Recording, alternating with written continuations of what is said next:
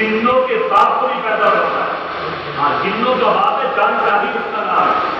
تو تاریخی باتیں بھی سنیے کریں، پڑھی جاتی ہیں، اللہ کو کیجیے تو ان کو یاد بھی کر دیا. ہمارے دنیاوی باتیں بہت یاد ہوتی ہیں، دنیاوی چیزیں بہت یاد ہوتی ہیں، لیکن ہم یہ پوچھیں کہ انسان کی تفصیل سب سے پہلے ان کے باپ کیسے ہوئی، ہم سب کے باپ کی. تو میں یہ سمجھتا ہوں، اللہ ماشاء اللہ میں سب کو نہیں کہتا، مگر اکثر لوگ ایسے ہی کریں گے کہ جن کو ہم اپنے باپ کی تفصیل ہی کا پتہ نہیں ہو، ان پیدائش کیسے ہو، ان کو کیسے پیدا کرا، کیسے بنایا گیا.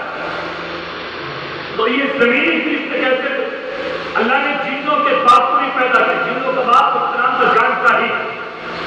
زمین و آسمان کو اللہ نے پیدا کیا، آسمان کو پیدا کیا، جن کے باپ جانتا ہی کو پیدا کیا.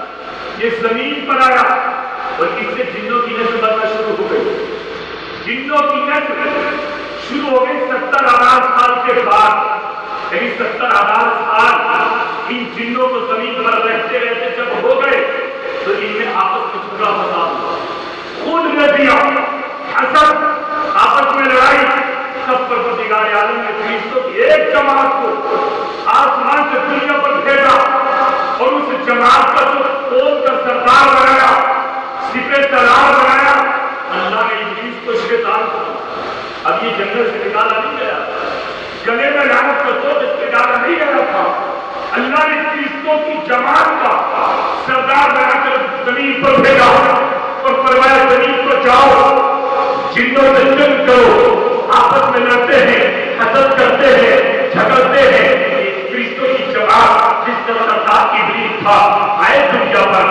آنے کے بعد انہوں نے جنوں سے جنگ کی، انہوں نے جنوں سے جیسی جنگ کی اللہ نے فتح عطا فرمائی، کامیابی عطا فرمائی. انہوں نے کچھ جنوں کو تو مار دیا، کچھ دریاؤں میں چلے گئے، کچھ پہاڑوں میں چلے گئے، کچھ غاروں میں بھاگ گئے.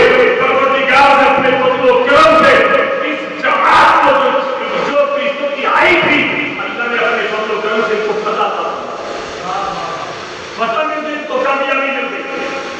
اور یہ جو جن موجود ہے نا